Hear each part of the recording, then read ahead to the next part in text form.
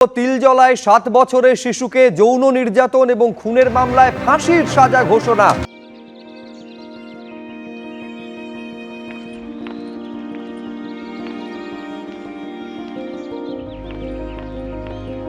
ফাঁসির সাজা ঘোষণা করলেন আলিপুর আদালতের বিচারক। বিরলের মধ্যে বিরলতম অপরাধ, অমানবিক অত্যাচার চালানো হয়েছে। শিশুর নিজেকে বাঁচানোর ক্ষমতা পর্যন্ত ছিল না। সাজা ঘোষণা করে মন্তব্য আলিপুরের বিশেষ পক্সো আদালতের বিচারক সুদীপ্ত ভট্টাচার্যের। 2023-এর 26শে মার্চ এই ঘটনা ঘটে। খুনের পর এলাকা উত্তপ্ত হয়ে ওঠে। পরিস্থিতিকে সামাল দিতে রীতিমতো হিমশিম খেতে হয় পুলিশকে। সরাসরি পার্থপ্রতিম ঘোষ আরো বিস্তারিত এই নিয়ে বলবেন। পার্থ, যে ঘটনা ঘটেছিল এবং যে ঘটনার জন্য দোষীকে আজ একেবারে ফাঁসির সাজা শোনালেন বিচারক, ঠিক কি ঘটেছিল সেদিন এবং আজকে আদালতে কি বা হলো? দেখো, এই মামলা তদন্ত করছিল কলকাতা পুলিশের হোমিসাইড শাখা এবং কলকাতা পুলিশের গোয়েন্দারা। তারা কিন্তু এই মামলা তদন্ত করছিল এবং সেই তদন্ত করতে গিয়ে একেবারে কাস্টাডি ট্রায়াল হয় এবং 1.5 বছরের মাথায় এই মামলার কিন্তু একেবারে রায় ঘোষণা, ফাঁসির সাজা দিল বিচারক।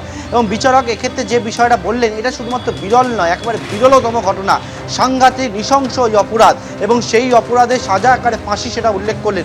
পাশাপাশি বিচারক পক্সো আদালতের সেকেন্ড এডিজে বিচারক সুদীপ্ত ভট্টাচার্য, তিনি যে বিষয়টা উল্লেখ করলেন, একেবারে অ্যাডাম স্মিথের একটা কোট তিনি উল্লেখ করলেন এবং সেখানে বললেন, mercy to the guilt is cruelty to innocent, অর্থাৎ অপরাধের প্রতি নিষ্ঠুরতা, যে করুণা দেখালে তাহলে কিন্তু যিনি কিন্তু নিরপরাধ তার প্রতি একটা নিষ্ঠুরতা, সেই বিষয়টা একেবারে তিনি স্পষ্ট করলেন। এবং এক্ষেত্রে তোমায় বলবো যে এই যে গোটা ঘটনাটি ঘটে, সেই ঘটনাটি ঘটে হচ্ছে গত বছর 2023 সালের 26শে মার্চের এই ঘটনা।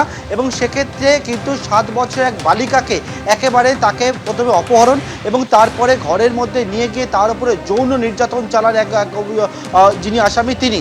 এবং তার সেক্ষেত্রে কিন্তু এই বালিকা বাঁচার জন্য চেষ্টা করছিল যখন, তারপরে তাকে একেবারে দেওয়ালের মধ্যে মাথা ঠুকে দেওয়া হয়, 2 ধরনের হাতুড়ি ব্যবহার করা হয়, এমনকি তারপর তাকে শ্বাসরোধ করে খুন করা হয়। তোমার যদি মনে থাকে যে এই ঘটনাটির দিনের যে ঘটনা, সেটা হচ্ছে পাকসাকা সহ এই তিলজলা এলাকা, সেই জায়গায় উত্তপ্ত হয়ে উঠেছিল।